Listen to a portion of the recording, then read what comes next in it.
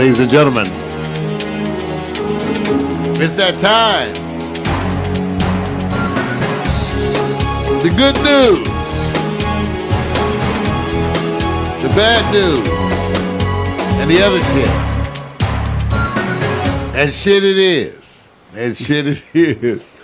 You know, part of the thing with doing this news is that I have to do, for example, a weekly, I call it the weekly Trump disaster update.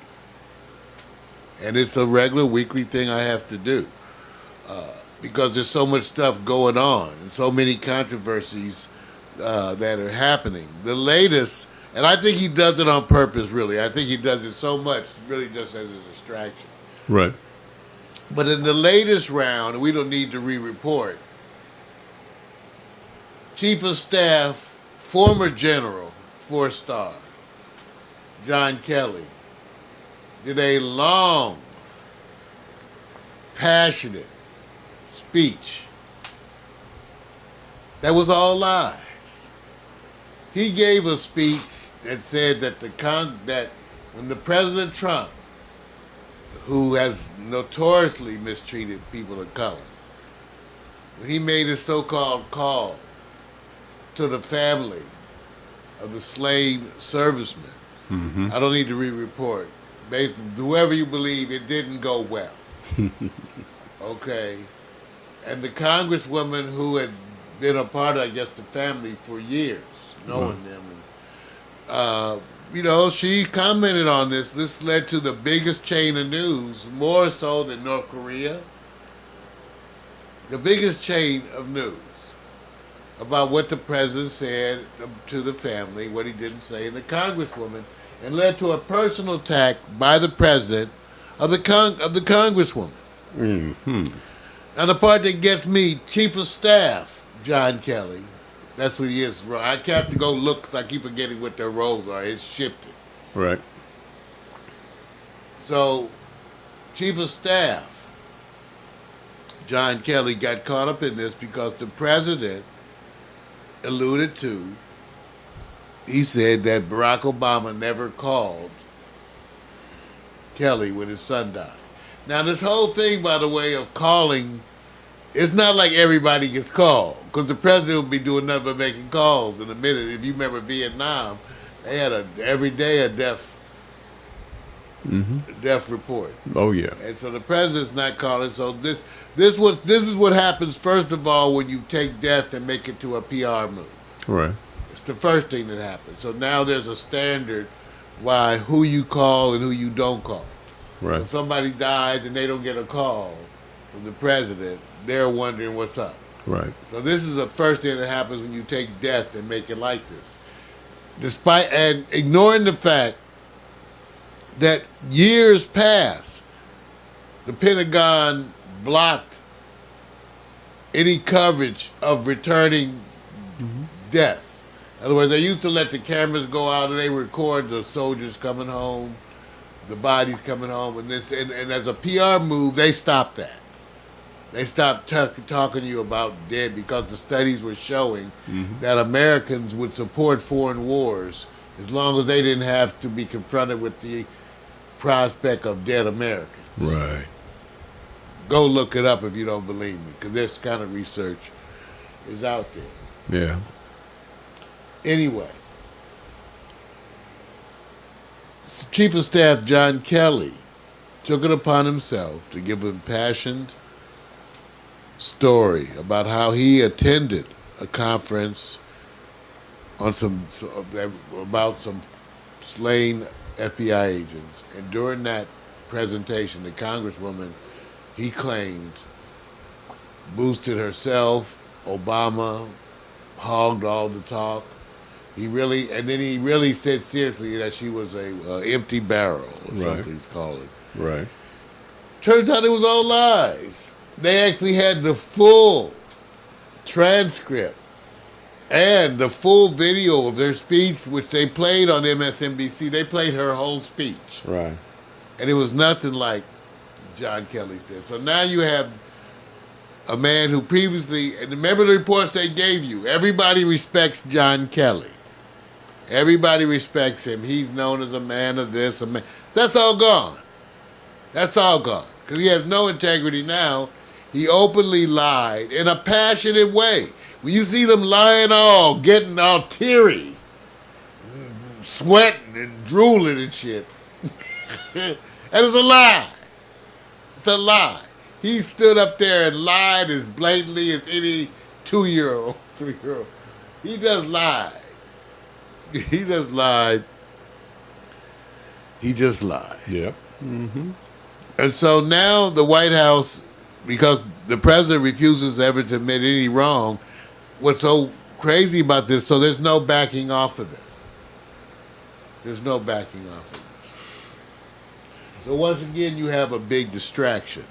And you have a chief of staff, John Kelly, who sinks to a new career low. So who do you believe? Now the problem is this. When faced with international crisis, if the president doesn't have a cabinet, that means he's getting his advice from Steve Bannon. I'll say that again. In the midst of any U.S. crisis, if he doesn't have advisors around him, when stuff comes up, who does he call? Steve Bannon. Ladies and gentlemen, we're in a risky situation. We are in a risky situation. And I can understand why some of my more leftists, and I'm pretty left myself, friends are actually calling out the Republicans for going along with him. Not, in other words, you're not protecting us. And it's not just the Republicans, I'm sure the Democrats too. We want to know, where are the votes to get rid of him? Where are those votes to get rid of him? Because if he's that kind of a threat, that degree of a threat, then maybe you're not living up to your responsibilities by the ways that you are handling it. Okay? We had a nice little two-step here. That if everybody accept who that person is, regardless, I just would like to a pit stop now just in the give daily routine just for thousands of people. Can whatever side Beverly Cancel and her focus on something else, because I really don't care as it relates to, oh, look at what he said, look at what she said. I said, if you keep that up, what you get to do is sit back and go in the dark room and go, hey, we can keep buying time. Let's keep bitching, okay? And the other side says, let's keep buying time and keep bitching, yeah. And then they all come together and say, well, how much money you got? And I go, follow. Right. So I'm literally going, the idea that there's this cascade of following, this micromanagement of it, I said, if I wanted to keep you focused all over here so you can get caught up in the bitch war, that allows me to go over here and deal with stuff that you'll never see and you'll never hear. We'll never know what it's like to be in the room, the negotiating process, as if you're supposed to be familiar with all the details of everything. So you don't even get that. So if it means that there's covert operations and all of a sudden the bureaucrats, whomever they are, want to go, well, we didn't know about that incursion, or whatever. I said, well, wonder if you did. How does that trickle down to the empowerment of those who need money, who are poor, and all this relative bureaucracy about complaining about, excuse me, you guys are not all bitches. It's all bullshit. You're not all bitches. You guys are some good bitches. But anyway, it's just the part where I'm going, they're doing the dance. And at the end of the day, where's the money trail? That's all. I'm just looking for the money trail. Let that speak for me. I don't even need to hear what was said and what was not said. Getting caught up in the spin. Well, speaking of money trail, that leads you right into my second topic, which is a topic I'm going to try to do every week now, which is a Puerto Rico and Virgin Island update. Oh, yeah, they're getting served up. I've got to do more effort to see, but it looks like, again, very little Very little being done. As it turns out, PBS now has a page where they play the U.S. Army Corps engineers. They give their update, and it's a 30-minute update. Right. But if you want to know more of the specifics from their point of view, at least that is there for you to see. But the point is, Vic, it's what they are talking about as if it's acceptable. Okay? Now, what do I mean by that? So no one is outraged that currently they're predicting that they're going to have the power up by December. December.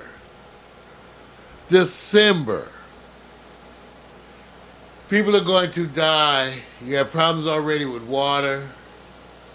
They love to tell you what they have done. That's irrelevant. Let's talk like we're supposed to talk, like a physician would talk. Let's talk in terms of the scope of the disease and the scope of the response. Don't just give me bullshit about what you're doing. I want to know the scope of the disease and the scope of the response. Is this going to be like AIDS? Like where the disease was this big and the response was this little? Mm-hmm. It looks like it is. A lot of these things, because of the political, cultural, you can't get away from the fact that most Americans, 50% of whom can't identify the Pacific Ocean on the globe, most Americans were not even aware that Puerto Rico is part of the United States. Even for the Virgin Islands, because they say the U.S. Virgin Islands, I'm sure that has something to do with it. But I put up a piece on Facebook about how some of the folks in Houston were being asked about what they thought about the Puerto Rican response. And again, sadly, people are going for what is what they perceive to be their own. So the Puerto Rico response is poor. Look, and I'm not. First of all, the first thing you do, you don't want to step on anybody when they're struggling. So I'm going to leave that alone. But there is something in the planning as it relates to, if you just back up and say, well, did anyone in the leadership in Puerto Rico prepare for the eventuality that this may happen? And if you don't hold them accountable, if there's some type of leadership there, you're going to have to start there. Now, yes, I believe that we should do all we can for those who are disenfranchised. That's no question. I'm not even doubting that. But is there a question to be had about its own leadership as relating to we're in this pathway where things like this can happen every season, every year, the possibility. What is our infrastructure plan? Since we are a part, right. And if you don't have that already, you can always defer the blame and say, well, you didn't come to rescue us, but somewhere along the way, I have to hold some accountability because let's just say just right now, it's all good. Next year is another season. And thank God you guys are not dealing with the world's largest typhoon and hurricane over there in Japan. It's so big. Literally. I mean, the eye, and I can't even remember the name of it. The eye stretches from LA to Las Vegas. Just the eye, it's just how big it is. So, thank God we're getting into this part where hopefully the season is done and there's no more, but come next year and then year after. So I'm only saying this. I think people get used to this complacency and people get used to, hey, we're used to these storms. Don't we do the same thing here with earthquakes? We're used to earthquakes, right? But when the big one comes, they're going to say, you guys are LA. You guys didn't plan for this? So what's going to be next? Like we said, it's amazing. I guess because of my history, I am a physician, and the ways that once you have a problem, you're supposed to design an intervention after the first time it happens, not the fifth time. Yeah. Vic knows part of the hardest adjustments, I'm sure, for a lot of people who work with me is adjusting to the regimen that we sometimes add around here, where there's a regimen of what has to be done, when, and why, and it can be a little bit of a pain in the ass. I agree, but it's the way that you ensure operation. We bought into it. That's the way we as two people managed to get this broadcast happening. Can you imagine? They don't even apply the kinds of efforts that we apply. Well, no, because The kind of planning, they don't do any of that, Vic. No, that you- we take from that we do every day. No. Look, I do believe this. Are we in the most? Well, I'll say it this way: are we in the most powerful country? One of the most powerful Yeah, states, powerful, most powerful richest, countries, state biggest within. military. So when we, or if, because I'm pretty sure we're going to be looked at this, we're going to say, oh, well, you know, I'm gonna say it for the people who go like, you know, I want to give you the finger, Victor, right? So y'all complaining, right? Let me see. They're gonna dial us up and go like this. Let me see where you live. They're gonna say, let me see what your struggle is. They're gonna go, so you're telling us how hard you work. And I said, you know, the only time that counts, Mario, is when there's a reward system for people to go like, you know what, you guys are working so hard, and you rewarded us with such wonderful information, entertainment, education, empowerment. But if you don't do that for us, why are we listening to you? And I have to do this because I'm going to call myself that. I'm just letting you guys know. I'm going to do it for you. What's wrong? You bitches complaining? See, I'm going to give myself that and say, yeah, okay. We're not complaining. We're acknowledging. And at the end of the day, Marty said, and how's that benefit us? I'm watching you guys. How's that help me? You guys working hard? How do I know it translates over to my benefit? And I believe that's like politics. You can bitch all day long. But it translates to, so how's it affect me, how hard you're doing this? And I literally stop and go, Yeah, that's why I wonder, because I wonder in the lack of the president's action on Puerto Rico, why doesn't the Congress do stuff? money, Emergency money. debt. Yeah, they have some money, but it's a joke. So the Democrats are responsible for that too, right? I'm literally. They could have bipartisan funding for Yes. Puerto Rico, And they're right? not doing it. It's being served I up. don't even hear hear a lot of talk about it. Because somebody's going to do this. They're going to go, you know, you represent our district, and we need this stuff over here done. And you're over there fighting for Puerto They're going to Rico. use that. Exactly. So you're having the trickle down. They're going to say, we can't fight for Right. Puerto Rico because then my people get jealous. Right. Ain't this a bitch? That's right, dude. So why don't we do what's right? See, there you go. That makes it so much simpler. You know, Anyway, so the controversy goes on. man, you know, you might as well quote Rodney King. Can we all just get along? Ladies and gentlemen, that's the good news. The bad news, and definitely the other shit. Yeah.